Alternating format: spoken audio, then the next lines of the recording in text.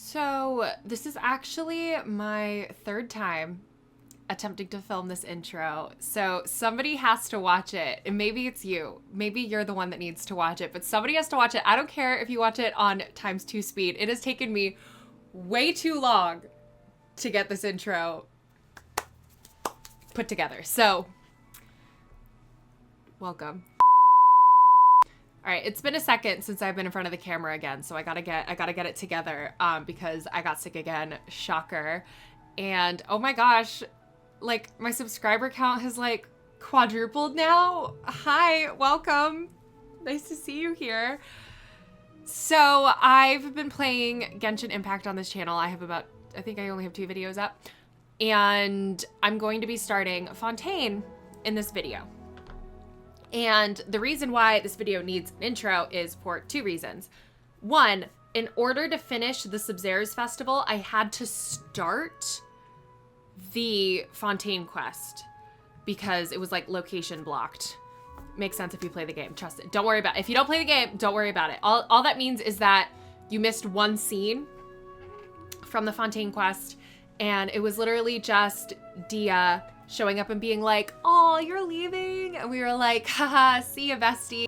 Then some weird French dude, because Fontaine is based off of France, was in the corner like, "Ho ho, they're going to Fontaine? Ha ha ha, I must tell someone of the," I don't know. He didn't say anything. He just looked very suspicious. And then he ran off. I got a cutscene of me teleporting from like to the edge of the desert. And then I looked upon the place that we were about to travel.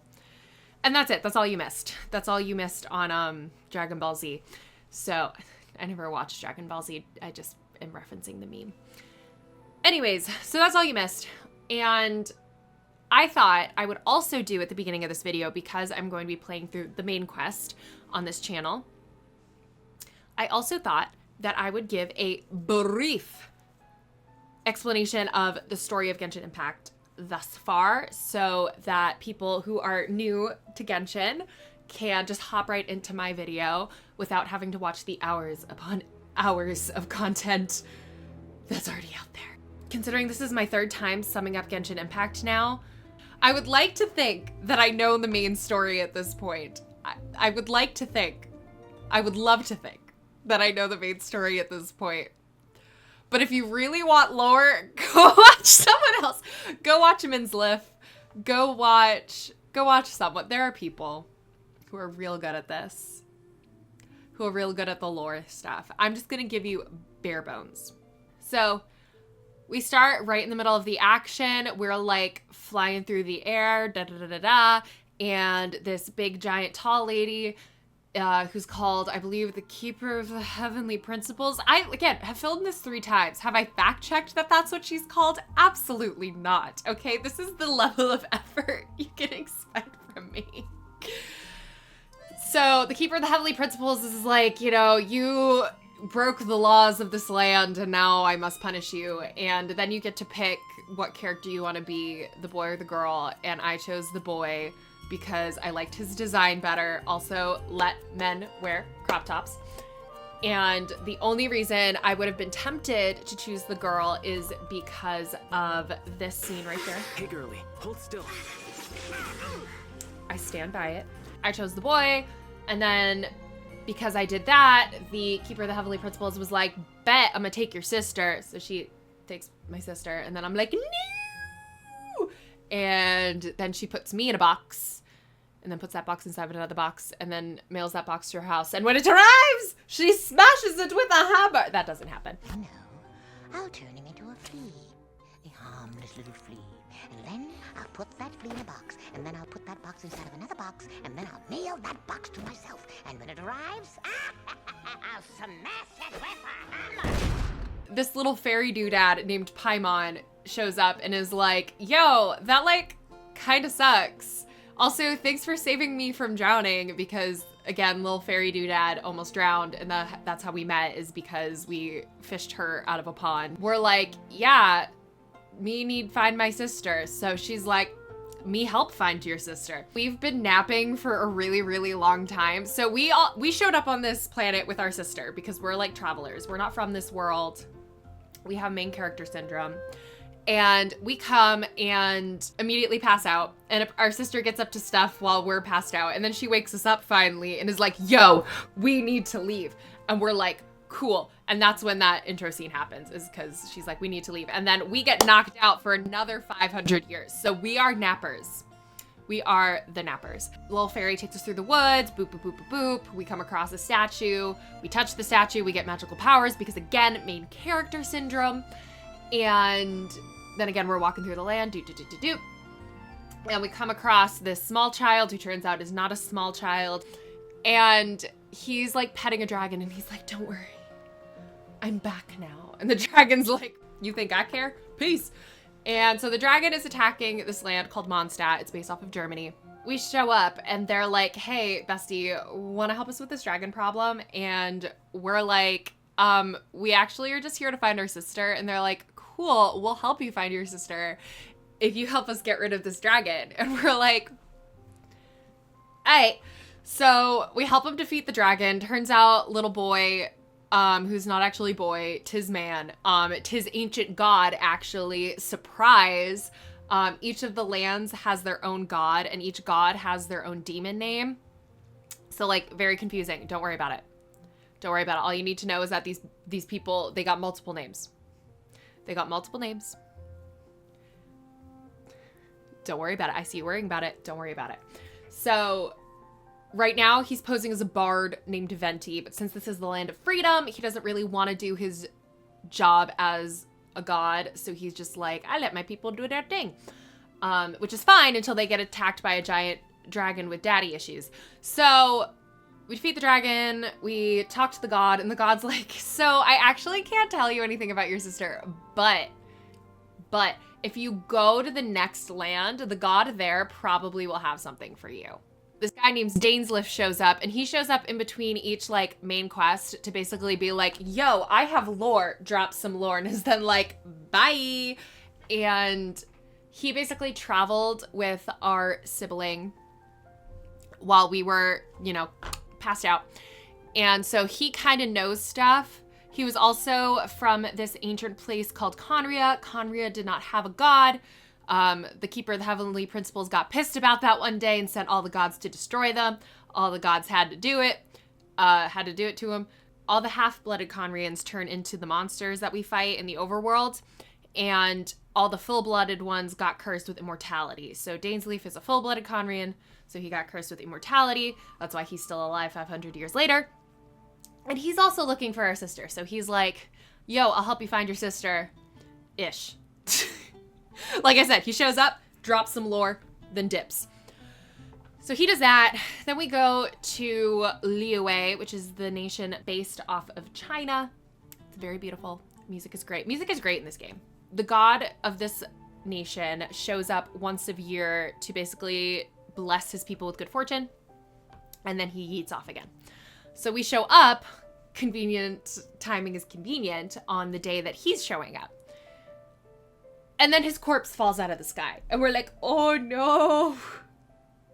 We just wanted help finding our sister. Now we gotta solve a murder. You're gonna notice a theme here. So turns out, surprise, surprise, God didn't die. He actually just faked his death. And he wanted to test the nation to see how they would do against an attack without him, to see if they could survive on their own. Oh, this is important. And I forgot it in my first intro, and then my second one I remembered, and then in this third one, I guess, I forgot. This is important. We'll get back to this god in a second. But first god, Venti / Barbados. Before we leave, a very tall woman, another tall evil woman, who's also got light colored hair, shows up, reaches into his chest Once Upon a Time style, and rips out this little chess piece. And when we're like, yo, what the heck was that? Venti's just kind of like, yeah, so that's like the little piece that connects me to Celestia. Don't worry about it. I'll be fine. And come to find out, that lady was a part of the evil nation, evil in quotations, called Snezhnaya. They're a bunch of evil Russian dudes. I will henceforth be referring to them as evil Russian dudes. And evil Russian dudes are hanging out in Mondstadt. They didn't want them there. And that's one of the reasons we had to defeat the dragon so quickly, is because the Russians were going to use the instability of the dragon to take over the nation. As you do. So these evil Snezhnayans, little Russian dudes, are also in Liyue, where our corpse just fell from the sky. Obviously, we think they're involved. They actually didn't kill him because, we find out he faked his death, but he willingly gives his piece to the little Russian dudes and is like, well, Liyue passed the test. Here's my piece. And then they're like, all right, we'll leave your nation alone then. Bye. And they hop, skip, in a boat right away. Then we're like, yo, Zhongli / Morax / Rex Lapis. I don't know why he gets 3 names. Well, I kind of know why. Anyways, it's not important. It's really not. Anyways, we're like, hey, Zhongli / Morax / Rex Lapis.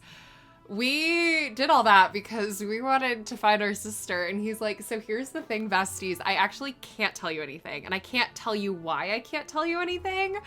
But just to know that, like, things are happening that are above your pay grade. So I can tell you a little bit about the next nation, though. And she might be able to help you. And so we're like, great. So we go to the next nation, which takes a bit because turns out they're in the middle of a civil war, so their borders are locked. And we get there and 2 very adorable characters are like, please could you help us, please? And we're like, ugh, you're adorable, but no. And then they're like, okay, but what if we guilt trip you? And then we're like, fine. So somehow we get involved in the middle of a civil war. We solve it, as you do. And once that's over, the god of the nation is like, yeah, I mean, I've been hiding for the last 500 years. So, like, I know nothing, but you can go ask my familiar. And we go up to her familiar and she's like, yo, what's up? And we're like, hey, do you know what happened to the little chess piece, or the gnosis? That's what they're called, inside of your god? Because evil Snezhnayans, who were a big part in causing the civil war, they were looking for it. And she was like, oh, you mean the thing that looks like a chess piece? And we're like, yeah. And she's like, oh yeah, I gave it away. And we're like, what? And she's like, remember when you almost died? How do you think I saved your booties? I had to give something up. So she gave the gnosis to save our lives, which, whatever. And we're kind of like, okay, these evil Snezhnayan folk called the Fatui, that's the, like, organization. It's basically the military, right? That's, like, going into each of these areas and, like, messing stuff up. We're kind of like, okay, clearly they want to do something that they think is good. And it probably is good. They want to fight Celestia, which is, like, where Keeper of Heavenly Principles is at. They did commit mass genocide. But the way they're going about it is evil, if you will. So we're like, great, this was a bust. Let's go to the next nation. We go to the next nation, and the god actually shows up and is like, sup? And we're like, what's up? And she's like, so I actually had to possess this robot to talk to you because I've been in jail for the last 500 years. And we're like, that's great. Hijinks ensue. We break her out, and basically we learn, this is the really important thing, is we learn that there is this tree inside of Teyvat, which is the world we are in. We went to Mondstadt, which is based off of Germany. We went to Liyue, which is based off of China. And this is the one I forgot to say. The Civil War place, that was in Inazuma. It's based off of Japan. And we get to this next nation, it's Sumeru. And it's based off of, it takes a little bit from, like, India, and it also takes a little bit from the Middle East. So it's like hodgepodge of cultures. And we find out about this tree, and now every time we've come up to a statue up until this point, they've been, like, whispering at us, like, and then, we get our powers and all that stuff. Turns out that the whispering was this nation's original god, and she was basically telling us to come to Sumeru and wipe her memory from existence. So this tree holds all the memories of the people of Teyvat. And if you mess with it, it alters the memories of everyone. It alters documents. Like, even if you write something down, that thing you wrote down will be changed. Like, it controls the world. And essentially this disease was spreading because someone found some forbidden knowledge and then spread it, and then that caused kind of like a virus within the tree that kind of spread to the people. And essentially, if we delete the memory of this god, it'll delete the forbidden knowledge. So now everyone thinks that Lesser Lord Kusanali, or Nahida, the god that's been helping us out this whole time, has been the god for forever. So that's what happens there. And we pass out because that's what we do. And while we're passed out, Nahida has a conversation with one of the Fatui, Snezhnayan, evil little Russian dudes. And he's one of the Harbingers. We're adding another layer. So it goes Harbingers. There's 12 of them. We talk to him. So it's Harbingers, Fatui, Snezhnayas, which are little evil Russian dudes. She's talking to Dottore, or the Doctor. All the Harbingers are based off of the Commedia dell'arte, which is essentially the stock characters from ye old Italian opera, which is based off of the stock characters from the Greek plays way back in ancient times. She talks to the Doctor and is basically like, yo, I'll tell you stuff if you tell me stuff. She's like, you need to kill all your clones. I forget why, but she makes him kill all his clones, and he's like, okay. And so he does that, and then they trade information, and it's very, I want to be in the room where it happens. Sorry, I remembered why she had him kill all his clones. She gives up her gnosis. She gives up her little chess piece if he kills all of his clones. But then we wake up, and she's like, I can tell you some of the information that we traded.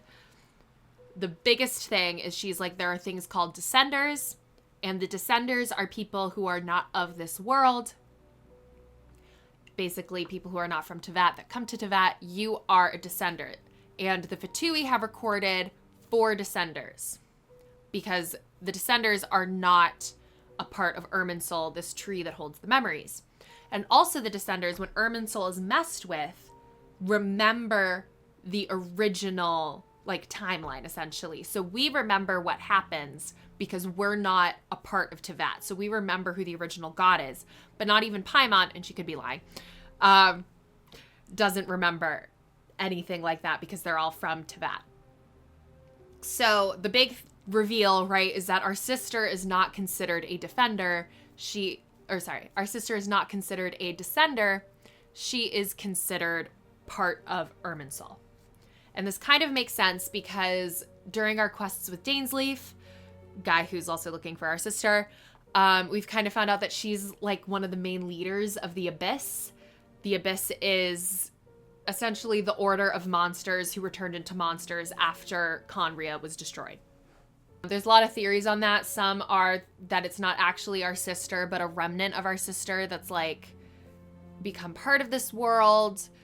Some is just that she's been here so long and messed with so much stuff that she's like fully integrated. We don't really know what's up with that, but we do know she's not considered a descender. So that's where we basically leave off. Please enjoy Fontaine. Please enjoy the story of Fontaine. I hear it's excellent. I know I have a little bit spoiled for me. I don't have everything spoiled for me. But everyone said that it was amazing. And it one-upped Sumeru, which I think is hard because Sumeru was my favorite. Also helps that they had 2 characters that were epitome of the Vine. They were roommates. Oh my gosh, they were roommates. So yeah. And if this doesn't work, I'm just gonna cry. So hopefully this intro worked. All right, enjoy the video, my friends. All right, and we're back to the game. If you're wondering why I'm in Mondstadt, I was leveling up a lot of my characters.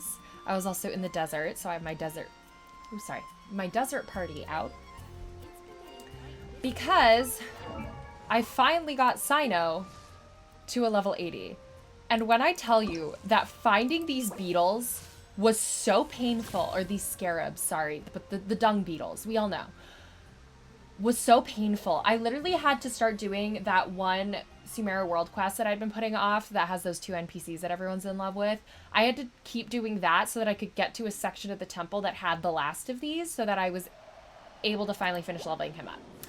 So I got him to a level 80, I got Hat Guy to a level 80, and I also finally got, where's my love? He's in this party. Finally got him to a level 70, which is where he needed to be because I use him a lot. I also finally leveled Yoimiya up to level 70. I had already ascended. I just hadn't leveled her up, I guess. So, oh, she's so cute. She's another character that I spent a lot of time trying to get. And when I got her, I was so happy. I love her playstyle. She's such a good DPS. Anyways, we're not here to look at characters. We're here to actually, finally, get to the Fontaine quest. So I'm going to navigate. And let's get over there. I think I'm going to do the classic boat ride. Because I think that's what the game wants me to do. Because I got a little cutscene while I was here. Being like, whoa, look at the land. So we're going to go down to the boat and come sail away.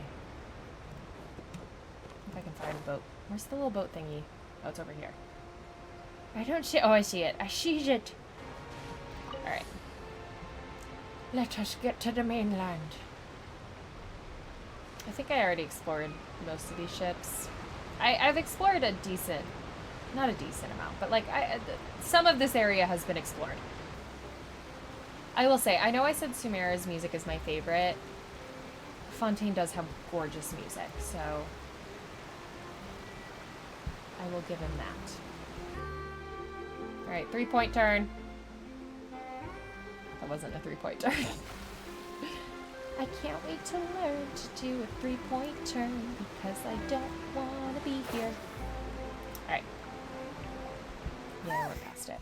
After crossing all that sand and water, we finally made it! Oh, this must be Fontaine's port. Apparently I find it incredibly boring, Paimon. Wow!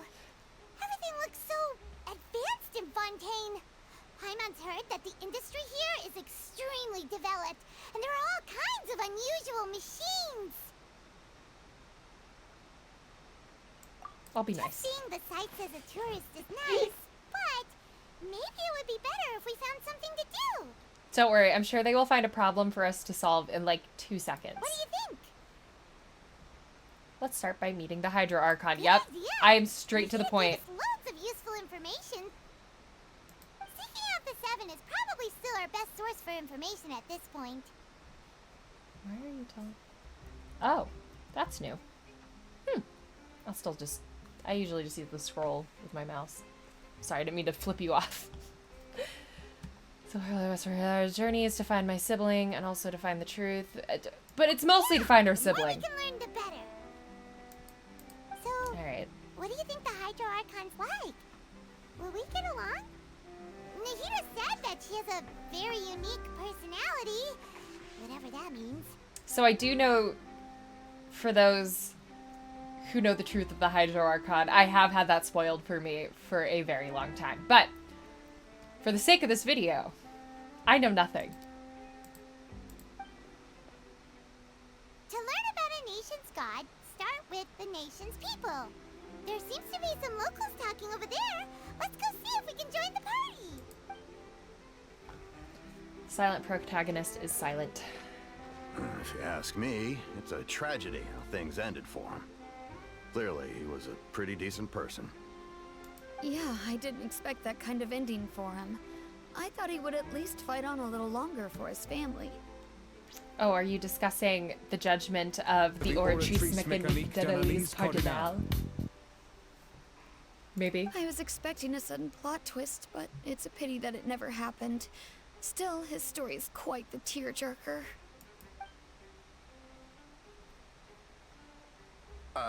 Excuse me. Can I help you two? I couldn't help but notice you standing here listening. Yeah, quit eavesdropping. Hi.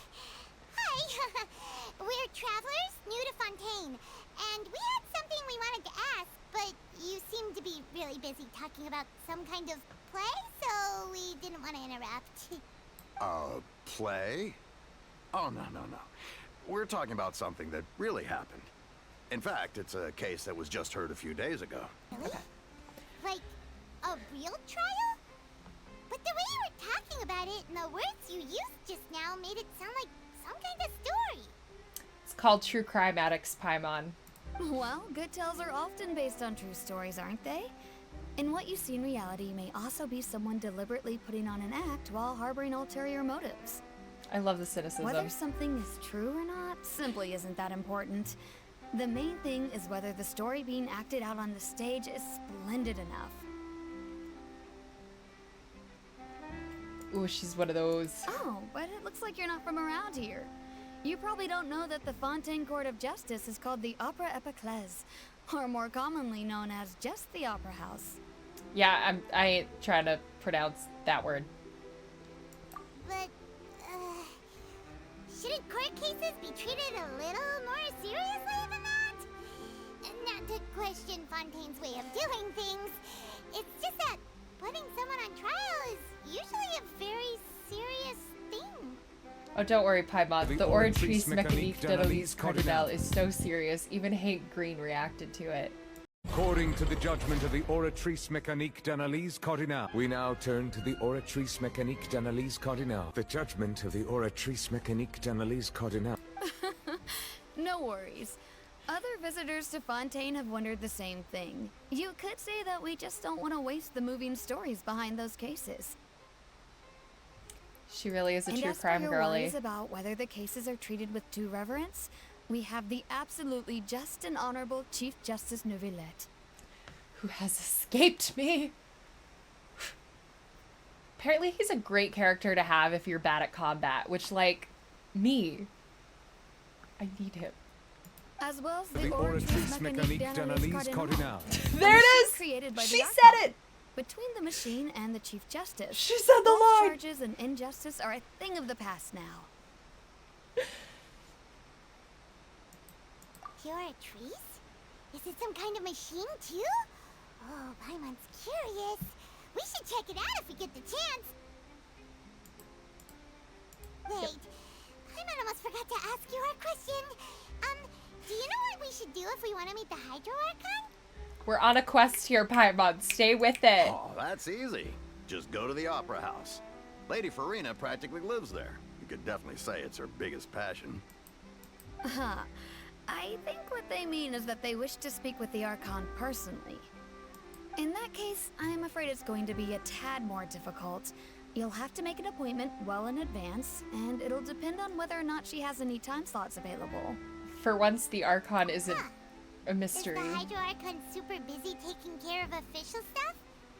Wait, didn't you say that she's always at the Opera House? No. Lady Farina seldom takes an interest with the nation's affairs. Mood. The reason it's difficult to make an appointment is simply because she's incredibly popular. That's right. What an icon. After all, she is the Archon. Though she may tend to get a little dramatic from time to time, people can't get enough of her. Huh. First time Paimon's ever heard of an Archon being described that way before. Yeah, most of them just want to retire. Wait! Paimon gets now! The Hydro Archon is kinda like a big celebrity here, right? Yeah, I suppose you could say that. Perhaps you could even say our mascot. Oh, she's like you, Paimon. Hang on. This is still Fontaine's Archon you're talking about. You should show some more respect. Yes, you're right. I guess I should at least try to be a little more respectful in front of visitors. Otherwise, I might get arrested and find myself face to face with Monsieur Neuvillette. And that's a bad thing? Come on. Sure, there's a lot of laws here, but nobody's going to be arrested for saying something disrespectful about the Hydro Archon. Alright, I think we get it. Thank you! At least we now know that we can find the Hydro Archon at the Opera House. Alright, quest over. Who knows how long making an appointment will take? Guess we could have a look around the city in the meantime. Why don't we put our name in for the appointment and then look at around the city? Hey! What are you looking over there for? Oh? There's a girl standing over there. Oh! Something's the matter. I have her. She isn't going to jump into the water, is she? Paimon, I know you almost drowned, but, like, people can swim. Maybe we better go check on her. It's not like she's jumping off the waterfall. Oh, is this where we canonically find out we can breathe underwater in this nation? I've already explored some of the underwater stuff. Alright, hey Lynette.